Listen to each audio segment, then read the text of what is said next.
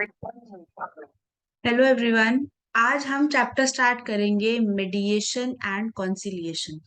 ये चैप्टर आपके CS executive में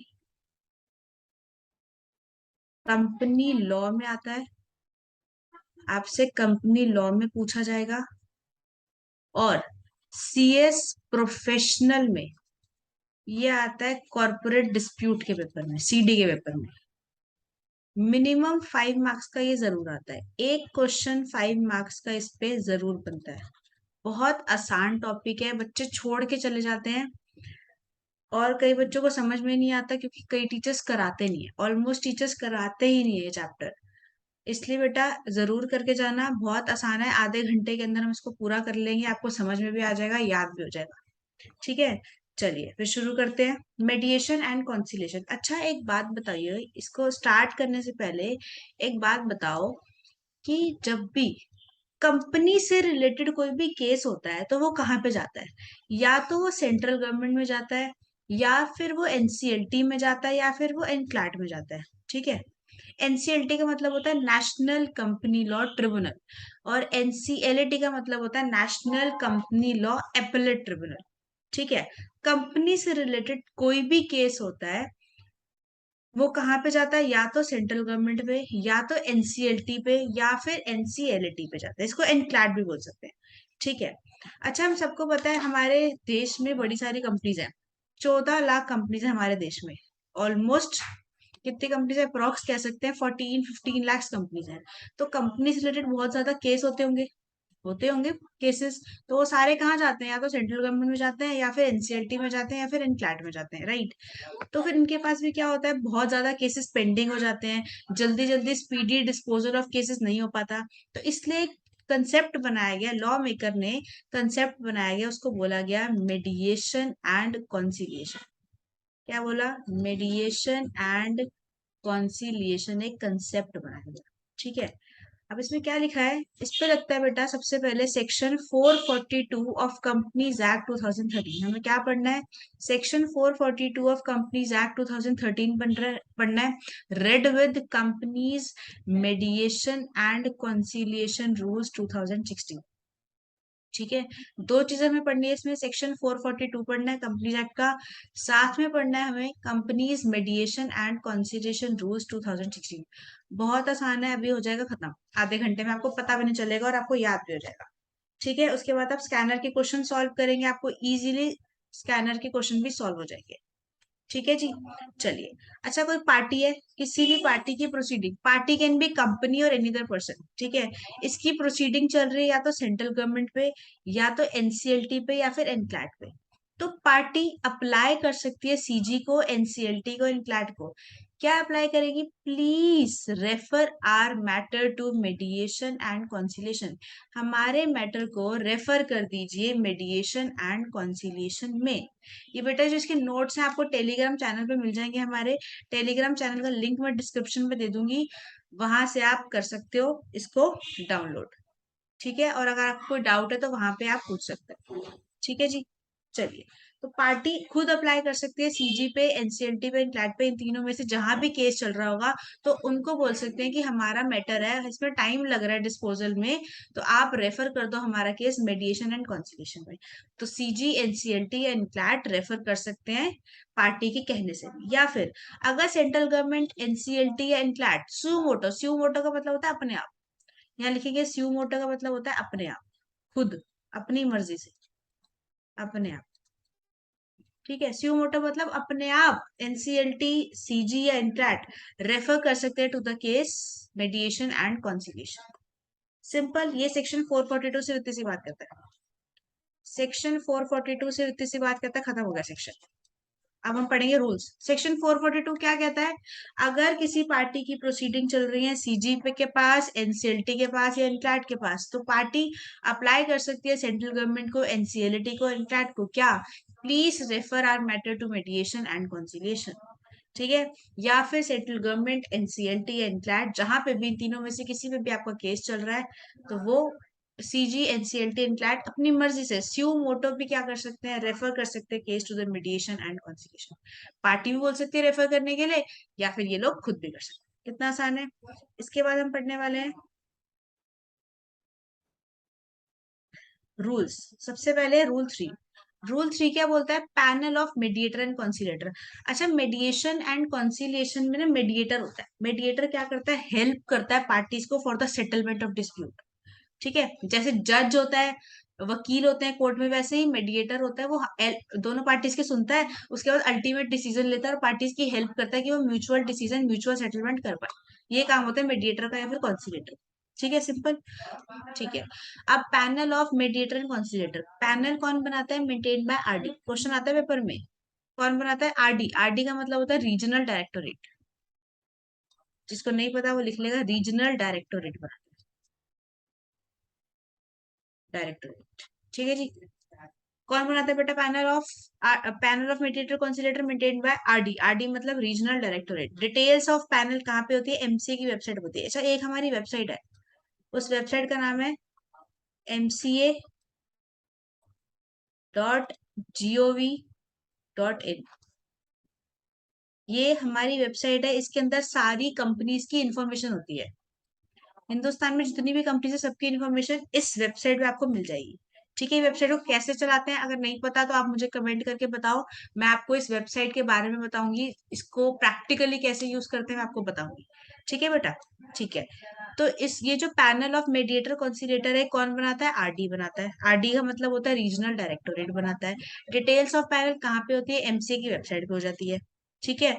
और आरडी, आरडी मतलब regional directorate invite application from applicant who satisfy qualification of rule 4। अच्छा, मेडिएटर और कॉन्सिलेटर कोई ना कोई पर्सन ही तो होता होगा, पर्सन करते हैं ना, मतलब अगर मेडिएटर क्या करता है, उसका काम क्या है कि वो पार्टीज के बीच में सेटलमेंट कराता है, म्यूचुअली सेटलमेंट कराता है डिस्प्यूट को। ठीक है, तो वो मेडिएटर कौन हो सकता है? मेडिएटर कौन होता है? एक ऐसा पर्सन होता है जो रूल 4 की क्वालिफिकेशंस को कंप्लाई करता है। रूल 4 की क्वालिफिकेशंस होती है कुछ, अभी आगे हम पढ़ेंगे रूल 4, कि रूल 4 में कुछ क्वालिफिकेशन लिखी है, अगर आप उस क्वालिफिकेशन में आते हो तभी आप मेडिएटर बन सकते हो, अदरवाइज आप नहीं बन सकते। तो आरडी क्या करता है? इनवाइट करता है एप्लीकेशन फ्रॉम द एप्लीकेंट। अगर कोई पर्सन मेडिएटर बनना चाहता है, अगर कोई पर्सन कॉन्सिलेटर बनना चाहता है, तो वो आरडी को एप्लीकेशन लगाएगा। ठीक है, कि मुझे क्या बनना है? मेडिएटर बनना है। और मेडिएटर मेडिएटर कौन बन सकता है? जो रूल 4 की क्वालिफिकेशन को सेटिस्फाई करेगा। सिंपल। उसके बाद आरडी एवरी ईयर इनवाइट करता है application the month of February and update the panel.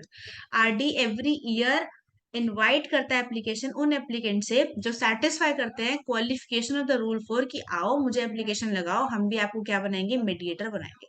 एक बार फिर से करते हैं, रूल 3 किस बारे में बातें करता है? Panel of mediator and conciliator. कौन बनाता है? आरडी मेंटेन करता है। इसकी सारी जो डिटेल्स होती है वो कहाँ पे होती है? एमसी की वेबसाइट पे होती है। आरडी क्या करता है? इनवाइट करता है एप्लीकेशन उन एप्लीकेंट से जो सेटिस्फाई करते हैं क्वालिफिकेशन ऑफ रूल 4। ठीक है। और आरडी इनवाइट करता है application in the month of February every year और अपडेट करता है पैनल एवरी ईयर। इजी है? इजी है। चलिए अब हम आगे बढ़ते हैं। रूल 4 अभी ऊपर पढ़ा ना कि मेडिएटर वो बन सकता है जो रूल 4 की क्वालिफिकेशन को कंप्लाई करेगा। क्वालिफिकेशन क्या है? हैज बीन अ जज ऑफ सुप्रीम कोर्ट। अच्छा, हैज बीन का मतलब क्या होता है? पहले तो मुझे ये बताओ, हैज बीन का मतलब क्या होता है? हैज बीन मतलब रह चुका है। ठीक है, हैज बीन मतलब रह चुका है वो पर्सन। क्या रह चुका है? जज ऑफ सुप्रीम कोर्ट। या तो सुप्रीम कोर्ट का जज रह चुका है, या फिर हाई कोर्ट का जज रह चुका है, या फिर सेशन कोर्ट का जज रह चुका है, या फिर has been a member of any tribunal, किसी भी ट्रिब्यूनल का मेंबर रह चुका है। याद कर, आसान है। सुप्रीम कोर्ट का जज रह चुका है, हाई कोर्ट का जज रह चुका है, सेशन कोर्ट का जज रह चुका है, मेंबर ऑफ एनी ट्रिब्यूनल रह चुका है। ठीक है।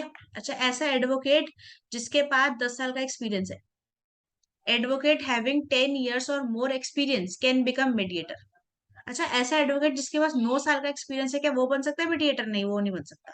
कितना एक्सपीरियंस चाहिए आपको? 10 years का चाहिए कम से कम। ये लाइन क्या है?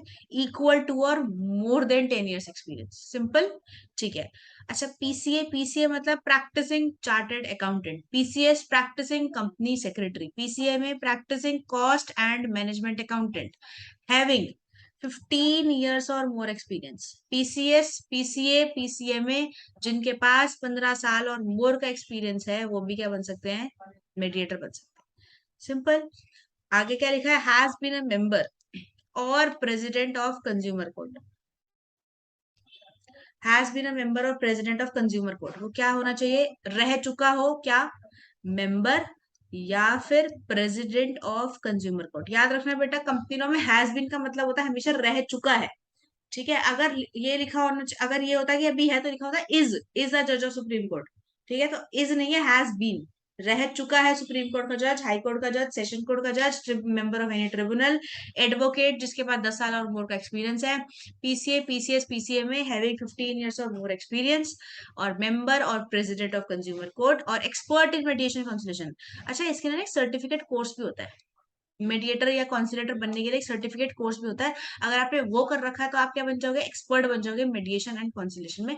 तब भी आप क्या बन सकते हो, मेडिएटर या कॉन्सिलेटर बन सकते हो। अभी खत्म नहीं हुआ, एक और पॉइंट है। क्या है, एक और पॉइंट क्या लिखा है, ये रहा, has been an officer in Indian corporate law service. क्या है, इंडियन कॉर्पोरेट लॉ सर्विस का मेंबर होना चाहिए, और Indian legal service, having experience of 15 years और मोर। अगर आप मेंबर हो, ऑफिसर हो इंडियन कॉर्पोरेट लॉ सर्विस या इंडियन लीगल सर्विस, तो आपको एक्सपीरियंस होना चाहिए 15 years और मोर का, तब भी आप बन सकते हो मेडिएटर या कॉन्सिलेटर। एक बार दोबारा देखते हैं,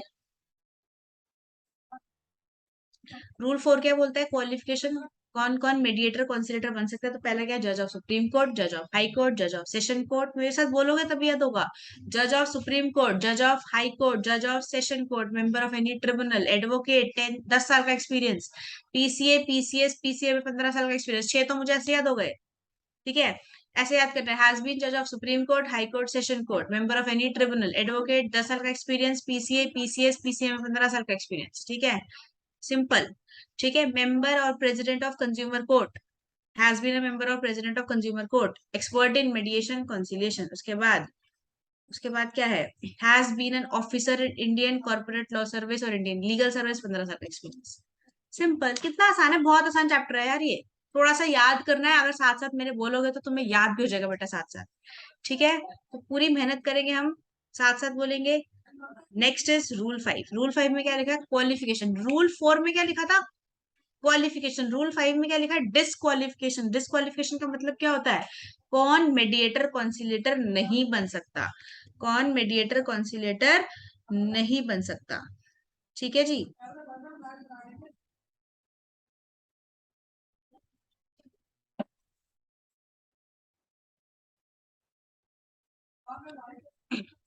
डिस्क्वालिफिकेशन, कौन कौन मेडिएटर कॉन्सिलिएटर नहीं बन सकता। पहला, अनडिस्चार्ज इंसॉल्वेंट, अनडिस्चार्ज इंसॉल्वेंट नहीं बन सकता मेडिएटर या conciliator. Second, a person has applied to be adjudicated as insolvent and his application is pending. Second point का मतलब क्या है, फिर से पढ़ते हैं, a person has applied to be adjudicated as insolvent and his application is pending. अच्छा, अगर कोई पर्सन है वो इंसॉल्वेंट हो गया, इंसॉल्वेंट का मतलब होता है कि कोई अनेबल टू पे डेट है। अगर कोई पर्सन अनेबल टू पे डेट है, वो इंसॉल्वेंट हो जाता है, तो वो एप्लीकेशन लगाता है कोर्ट को कि मुझे इंसॉल्वेंट डिक्लेयर कर दो। तो ऐसा पर्सन जिसने अप्लाई कर रखा है खुद, ऐसा पर्सन जो अनेबल टू पे डेट है और उसने खुद अप्लाई कर रखा है कोर्ट में कि मुझे कोर्ट प्लीज आप इंसॉल्वेंट डिक्लेयर कर दो। ठीक है, तो उसने एप्लीकेशन लगा रखी है बट उसकी एप्लीकेशन अभी पेंडिंग है, तब भी वो पर्सन मेडिएटर नहीं बन सकता। ठीक है, उसके बाद, has been remove from government service. ऐसा पर्सन जिसको गवर्नमेंट सर्विस से निकाल दिया गया हो। ऐसा इतनी आसानी से ना गवर्नमेंट सर्विस से निकालते नहीं है, बड़ा मुश्किल होता है गवर्नमेंट सर्विस से निकालना। ठीक है, आपको पता ही होगा, किसी को गवर्नमेंट जॉब मिल गई तो उसको मजे ही मजे होते हैं, ऐसा लोग कहते हैं। ठीक है, बट आजकल तो चेंज हो गया सीन। बट गवर्नमेंट जॉब बहुत ज्यादा अच्छी जॉब होती है। ठीक है, और किसी को गवर्नमेंट सर्विस मिल गई तो उसको इजीली निकाला नहीं जा सकता, तो अगर निकाल रहे तो उसने बहुत बड़ा कोई क्राइम करा होगा तभी निकाल रहे। ठीक है, तो अगर उसको गवर्नमेंट सर्विस से निकाला है तो भी वो मेडिएटर नहीं बन सकता। नेक्स्ट, डिसिप्लिनरी प्रोसीडिंग्स, उसके अगेंस्ट डिसिप्लिनरी प्रोसीडिंग चल रही है। What is disciplinary proceeding, disciplinary proceedings होता है कि फॉर एग्जाम्पल आप लोग सीएस बनोगे। ठीक है, अच्छा आपको पता है जब हम सीएस बन जाते हैं ना, तो या तो हम जॉब कर सकते हैं या तो हम प्रैक्टिस कर सकते हैं, दोनों काम हम इकट्ठे नहीं कर सकते। या तो आप जॉब करोगे या तो आप प्रैक्टिस करोगे। एक मिनट,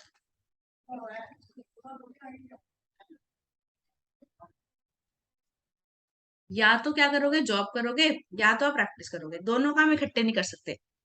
अगर आप दोनों काम इकट्ठे करोगे और तुम्हारे आईसीएसआई को पता चल गया कि ये दोनों काम इकट्ठे कर रहा है, जो कि क्या है, खिलाफ है, रूल्स एंड रेगुलेशन जो आईसीएसआई ने बनाए हैं उसके अगेंस्ट है, तो आपके ऊपर डिसिप्लिनरी प्रोसीडिंग चलाई जाएगी। ठीक है, इसको बोलते हैं डिसिप्लिनरी प्रोसीडिंग। उसके बाद next, offence of moral turpitude. Moral turpitude कहीं पे भी डिफाइन नहीं, नॉट डिफाइंड। जनरली इसका मतलब होता है अनएथिकल एक्ट। अगर आपने कोई गलत काम किया, that is called moral turpitude, simple. ठीक है, और ऐसा पर्सन जिसका पर्सनल इंटरेस्ट कंफ्लिक्ट हो रहा है, फॉर एग्जाम्पल मेरे भाई का केस चल रहा है और वो चाहता है कि मैं मेडिएटर बन जाऊं, तो मैं बन सकती हूँ? नहीं बन सकती, क्योंकि मेरा पर्सनल कंफ्लिक्ट है उसके साथ, मेरा पर्सनल इंटरेस्ट है। ठीक है, मैं तो ऑब्वियसली चाहूंगी कि मेरा भाई जीते, है ना। थर्ड सेकंड पार्टी को तो मैं नहीं जिताना चाहूंगी, तो इसलिए मैं उस पर्टिकुलर केस में मेडिएटर नहीं बन सकती, सिंपल। तो डिस्क्वालिफिकेशन कितनी, 6 हैं। कौन कौन सी? Undischarged insolvent. दूसरा, अगर पर्सन ने एप्लीकेशन लगाई है इंसॉल्वेंट होने की और एप्लीकेशन अभी पेंडिंग है, तो भी नहीं बन सकते। आपको गवर्नमेंट सर्विस से निकाल दिया गया, तब भी नहीं बन सकते। आपके ऊपर डिसिप्लिनरी प्रोसीडिंग चल रही है, फिर भी नहीं बन सकते। आपके ऊपर मॉरल टर्पिट्यूड का केस चल रहा है। मॉरल टर्पिट्यूड का मतलब होता है अनएथिकल एक्ट, जैसे किसी लड़की को छेड़ दिया, कोई चोरी कर ली ऑफिस में। ठीक है, तो ये सब अपने काम कर रखे हैं और आपके रिकॉर्ड है, क्रिमिनल हो, आप किसी की चेन चुरा के भाग गए, that is moral turpitude, unethical act. ठीक है, और अगर किसी पर्सन का पर्सनल इंटरेस्ट कंफ्लिक्ट हो रहा है, तो भी वो पर्सन मेडिएटर या कॉन्सिलेटर नहीं बन सकता, सिंपल। आगे बढ़ते हैं, रूल 6। रूल 6 क्या बोलता है? Application for appointment of mediator and conciliator. अच्छा, अब मैंने आपको बोला था सेक्शन 442 क्या बोलता है, कि पार्टी सेंट्रल गवर्नमेंट को, एनसीएलटी को या एनक्लैट को खुद भी एप्लीकेशन लगा सकती है, या फिर ये तीनों सीजी, एनसीएलटी, एनक्लैट अपने आप भी स्यू मोटो भी रेफर कर सकते हैं केस मेडिएटर को या कॉन्सिलेटर को, राइट। ठीक है, अगर पार्टी एप्लीकेशन लगा रही है कि मुझे हमारे पर्टिकुलर केस के लिए मेडिएटर को अपॉइंट कर दीजिए, किसको एप्लीकेशन लगा रही है? सीजी को, एनसीएलटी को, एनक्लैट को, तो बेटा कौन से फॉर्म में लगाएगी एप्लीकेशन? एमडीसी 2 में लगाएगी। एमडीसी का मतलब क्या होता है? मेडिएशन एंड कॉन्सिलिएशन। एमडीसी का मतलब मेडिएशन एंड कॉन्सिलिएशन, याद रखना। ये शॉर्टकट में लिखते हैं हमेशा फॉर्म, कभी भी इसको पूरा नहीं लिखना मेडिएशन एंड कॉन्सिलिएशन 2। वो समझेगा एग्जामिनर पता नहीं क्या लिख दिया, वो काट देगा, 0 नंबर देगा। ठीक है, तो हमेशा फॉर्म के नंबर जो होते हैं वो छोटे छोटे लिखते हैं, एमडीसी 2, एओसी 4, ये सब ऐसे लिखते हैं शॉर्टकट में। समझ में आ गई? बस की फुल फॉर्म बता रही हूँ, मेडिएशन एंड कॉन्सिलिएशन आपको पता होना चाहिए, सिर्फ नॉलेज के लिए। एग्जाम में आपको एमडीसी 2 ही लिखना है। अगर कोई पार्टी चाहती है कि मेरा केस रेफर हो जाए मेडिएटर को या कॉन्सिलेटर को, तो वो एप्लीकेशन लगाएगी सीजी को, एनसीएलटी को या एनक्लैट को, जहां पे भी इनका केस चल रहा होगा इन तीनों में से। और ये तीनों कौन से फॉर्म में एप्लीकेशन लगाएगी? एमडीसी 2 में लगाएगी, सिंपल सिंपल। ठीक है, rule 7, deletion from panel. Central government के पास पावर है to remove any person from the panel, reason to be recorded in writing. Central government चाहे तो किसी भी पर्सन को हटा सकती है पैनल से ऊपर। याद है आरडी मेंटेन करता है पैनल मेडिएटर कॉन्सिलेटर की, है ना, हर महीने फेब्रुवरी में इनवाइट करता है एप्लीकेशन, राइट। तो ऐसे ही सेंट्रल गवर्नमेंट किसी पर्सन को रिमूव भी कर सकती है पैनल से, जिसको भी चाहे, और रीजन बता देगी, राइट।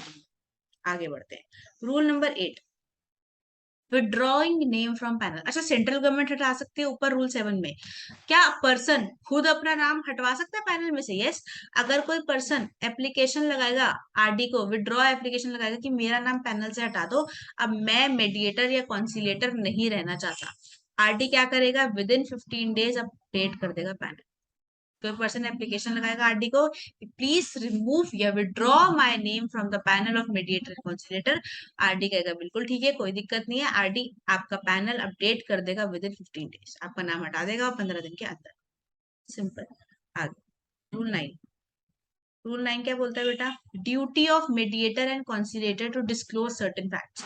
मेडिएटर जब अपॉइंट होगा, तो उसकी ड्यूटी बनती है, उसको डिस्क्लोज करने पड़ेंगे circumstances that may give rise to reasonable doubt as to his independence. अच्छा, आपको पता है जो मेडिएटर और कॉन्सिलेटर होगा ना, वो इंडिपेंडेंट होना चाहिए पार्टी से, मतलब उसका कोई रिलेशन नहीं होना चाहिए पार्टी के साथ, कोई फ्रेंड, कोई रिश्तेदार वगैरह नहीं होना चाहिए। ठीक है, अगर ऐसा कुछ है, कोई भी उसका ऐसा कोई मैटर है जो उसकी इंडिपेंडेंस के ऊपर डाउट डालता है, तो उसको बताने पड़ेंगे, सरकमस्टांसेस बताने पड़ेंगे that may give rise to reasonable doubt as to his independence, जो उसकी इंडिपेंडेंस के ऊपर डाउट डाले। ठीक है, किसको बताने हैं? सेंट्रल गवर्नमेंट को बताने हैं, एनसीएलटी को बताने हैं, एनक्लैट को बताने हैं, और साथ साथ पार्टीज को भी बताने हैं। कब बताने हैं? At the time of appointment, या तो अपॉइंटमेंट के टाइम बता दो, और या फिर आफ्टर स्टार्टिंग ऑफ प्रोसीडिंग्स बता दो। कब बता दो? या तो अपॉइंटमेंट के टाइम बता देगा मीडिएटर, कि अगर ऐसी सिचुएशन होगी ना, हो सकता है मैं इंडिपेंडेंट ना रह पाऊँ, तो ये सब बताना है। ठीक है, समझ में आ गई। मीडिएटर को सरकमस्टांसेस बताने हैं that may give rise to reasonable doubt as to his independence, कब बताने हैं, अपॉइंटमेंट होते हुए बताने हैं, या फिर after the starting of proceedings बताने। आगे, withdrawal of appointment, central government NCLT and CLAT on receiving information under rule. अच्छा, ऊपर बताया मीडिएटर ने रूल 9 में कि अगर ऐसी ऐसी सिचुएशन हो जाती है, ऐसे सर्कमस्टांसेस आ जाते हैं, तो हो सकता है मैं इंडिपेंडेंट ना रहूं, तो सीजी एनसीएलटी एंड क्लैट क्या कर सकते हैं, रिमूव कर सकते हैं उस मीडिएटर को और किसी अदर मीडिएटर को अपॉइंट कर सकते हैं।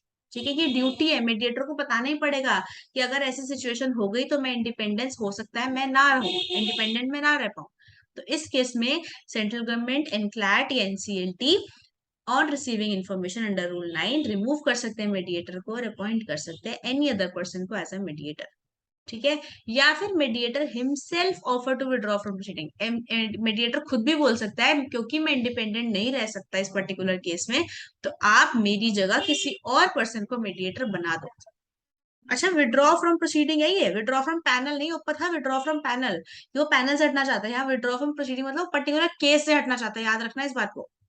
रूल 10 बताता है उस पर्टिकुलर, क्योंकि आप इंडिपेंडेंट नहीं हो उस पर्टिकुलर केस में, तो आप उससे हटना चाहते हो, ये वो है। ऊपर जो हमने पढ़ा था रूल 7 में, दैट इज कि आप पैनल से ही हटना चाह रहे हो, विड्रॉ एप्लीकेशन। ठीक है, चलो फिर आगे बढ़ जाते हैं हम लोग।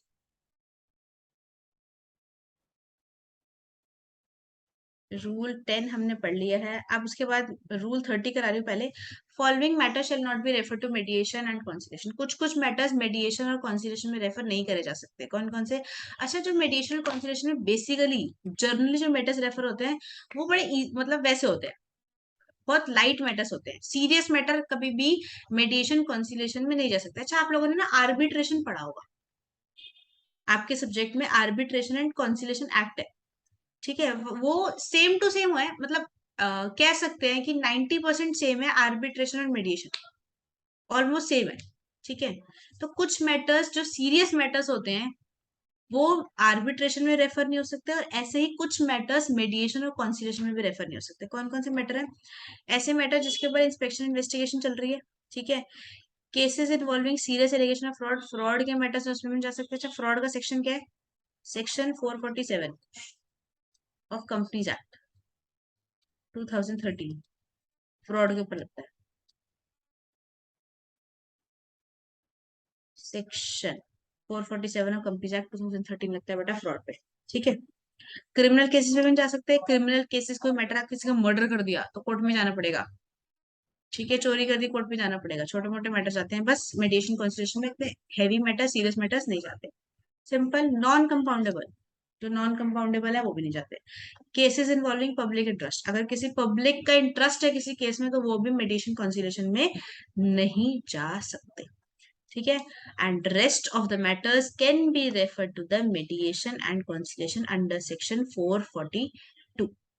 चलो, अब आगे बढ़ते हैं, हम नेक्स्ट पेज पे आ जाते हैं। अब बहुत आसान है, जो मेन में था वो हो गया, अब बहुत आसान चैप्टर है, चलो देखते हैं। रूल 11 क्या बोलता है, प्रोसीजर फॉर मेडिएशन, मेडिएशन होगा कैसे, देखते हैं। Mediator fix the date of mediation, mediator appoint होता है, पार्टीज क्या करती हैं, म्यूचुअली डिसाइड करते हैं कि मेडिएटर क्या होता है, कौन होगा।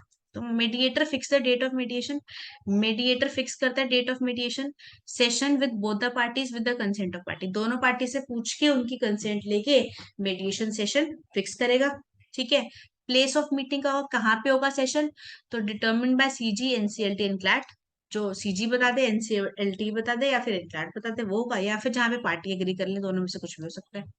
ठीक है, mediator can do joint meeting with both the parties और सेपरेट मीटिंग, जो मेडिएटर है वो दोनों पार्टीज के साथ मिलकर भी मीटिंग कर सकता है, या फिर पार्टी 1 की अलग मीटिंग कर सकता है, पार्टी 2 की अलग मीटिंग कर सकता है, जैसे मेडिएटर को ठीक लगे।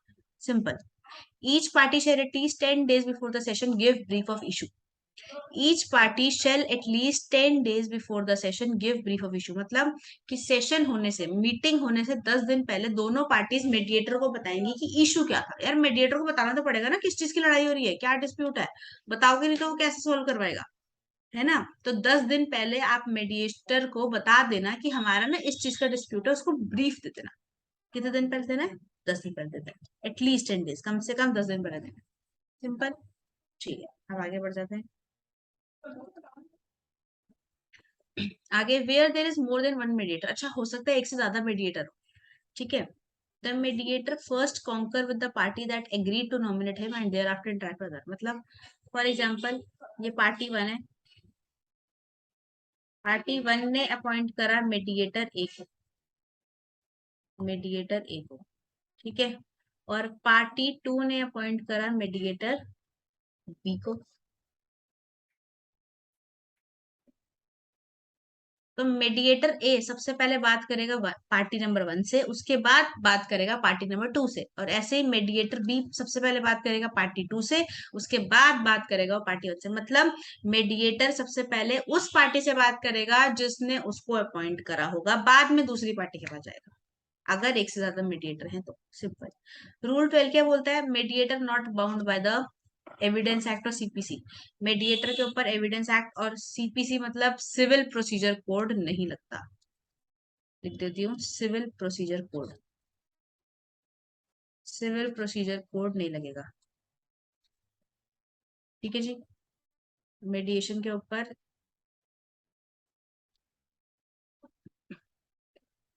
एविडेंस एक्ट और सीपीसी अप्लाई नहीं होगा, ठीक है। अब आगे बढ़ते हैं, नेक्स्ट। रिप्रेजेंटेशन ऑफ पार्टीज क्या लिखा है, rule 13 is representation of party, who shall present at the मेडिएशन session, कौन प्रेजेंट होगा मेडिएशन सेशन पे, पार्टी हिमसेल्फ प्रेजेंट होंगी, ऑथराइज रिप्रेजेंटेटिव नहीं आ सकता। सिंपल, पार्टीज को खुद आना पड़ेगा, वो अपनी जगह अपने ऑथराइज रिप्रेजेंटेटिव को नहीं भेज सकते, भेज सकते हैं अगर उसने मेडिएटर से परमिशन ले ली, ये लिखा हुआ है।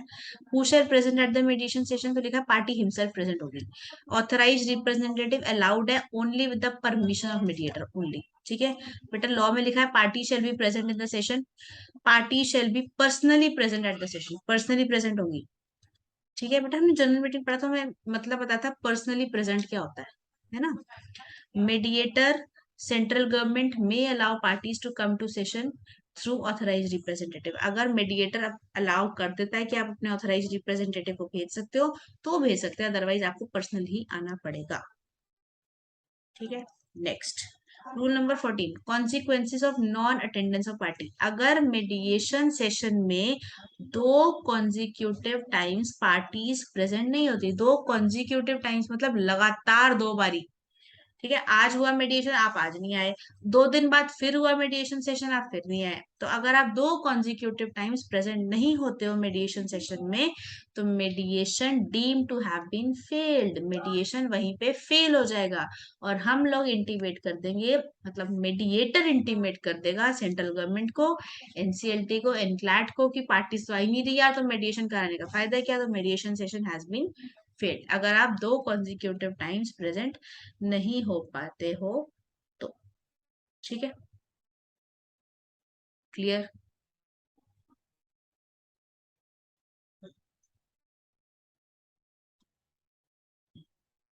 आगे,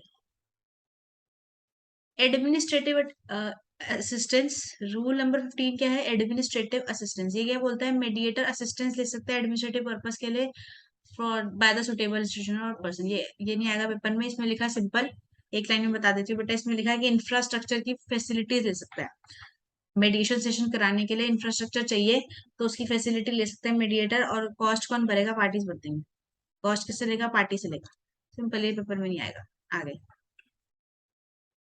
ऑफर फॉर सेटलमेंट, अच्छा हो सकता है ए और बी आपस में सेटलमेंट कर ले आउट ऑफ द कोर्ट, बिना मेडिएटर के out of the court settlement कर ले ए और बी, तो क्या करेंगे, ए और बी अपने टर्म्स एंड कंडीशन किसको ऑफर करेंगे सेटलमेंट, मतलब मेडिएटर को बताएंगे, ऑफर करेंगे मेडिएटर को कि हम दोनों ने आपस में सेटलमेंट कर लिया है, तो फिर क्या होगा, they give terms and condition of the settlement to the mediator and mediator shall report the same to CG NCLT, simple है यार। अगर ए और बी ने आपस में सेट अगर ए और बी में आपस में सेटलमेंट कर ली तो ए और बी ऑफर ऑफ सेटलमेंट देंगे मेडिएटर को, और मेडिएटर उसको रिपोर्ट कर देगा सीजी को, एनसीएलटी को, इनफ्लैट को कि इन दोनों ने तो यार आपस में सेटलमेंट कर ली, यहीं पे मेडिएशन सेशन समाप्त, खत्म, डन। चलिए अब आगे बढ़ते हैं, बहुत आसान है यार, कुछ नहीं है, तो आसान बचा है। रूल 17 क्या बोलता है? Role of mediator conciliator. अच्छा, आप बताओ मेडिएटर कॉन्सिलेटर का क्या रोल होगा? वो क्या करेगा? हेल्प करेगा, facilitate voluntary resolution of dispute. वो क्या करता है? सिर्फ हेल्प करता है। क्या करता है? हेल्प करता है। रूल 18 में लिखा parties alone responsible to take decision. Parties alone है, मतलब पार्टीज रिस्पॉन्सिबल है डिसीजन लेने के लिए, मेडिएटर आपकी हेल्प करेगा। ठीक है। कंक्लूजन, म्यूचुअल सेटलमेंट कराने में मेडिएटर आपको हेल्प करता है, फैसिलिटेट करता है, लेकिन रिस्पॉन्सिबल कौन है डिसीजन लेने के लिए? पार्टीज रिस्पॉन्सिबल है। कोर्ट में क्या होता है? जज देता है डिसीजन कि ऐसे होगा और ऐसे होगा। ठीक है, ए जीता या बी जीता वो जज बताता है, लेकिन मेडिएटर ऐसा कुछ नहीं करता। मेडिएटर बोलता है आप आपस में बातें कर लो, मैं तो सिर्फ यहाँ पे आपको हेल्प करने के लिए हूँ। सिंपल। चलिए आगे बढ़ते हैं। Time limit for completion of session, ये आ सकता है, इंपॉर्टेंट है।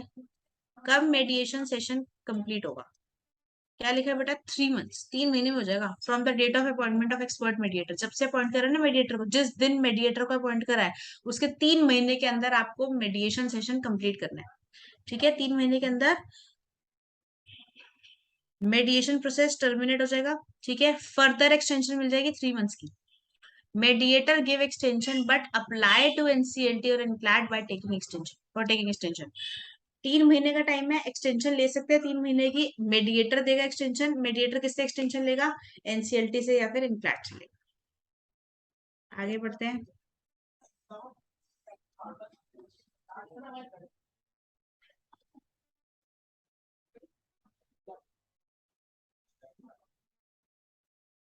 Rule 20, all parties shall participate in the proceeding with good faith with the intention to settle the dispute।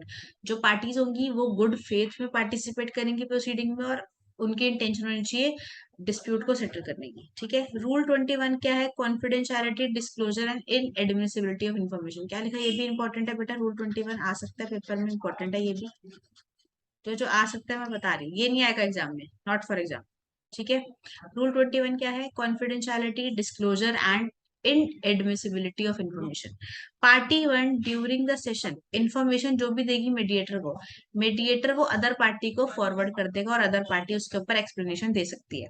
लेकिन अगर पार्टी वन ने मेडिएटर को बोल दिया इन्फॉर्मेशन तो दे रही हूँ, बट कंडीशन डाल दी कि किसी को डिस्क्लोज मत करना, तब मेडिएटर अदर पार्टी को डिस्क्लोज नहीं करेगा। ठीक है, वैसे तो जनरली डिस्क्लोज करेगा, बट अगर पार्टी ने बोल दिया कि डिस्क्लोज मत करना तो वो डिस्क्लोज नहीं करेगा। आसान।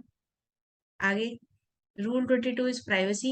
मेडिएशन जो सेशन होता है वो कंप्लीट प्राइवेसी में होता है, सिर्फ पार्टीज अटेंड करती है। अगर किसी और पर्सन को अटेंड करना है वो मेडिएशन सेशन, तो आपको मेडिएटर से कंसेंट लेनी पड़ेगी और पार्टीज की कंसेंट लेनी पड़ेगी, तभी कर सकते हो, अदरवाइज नहीं कर सकते।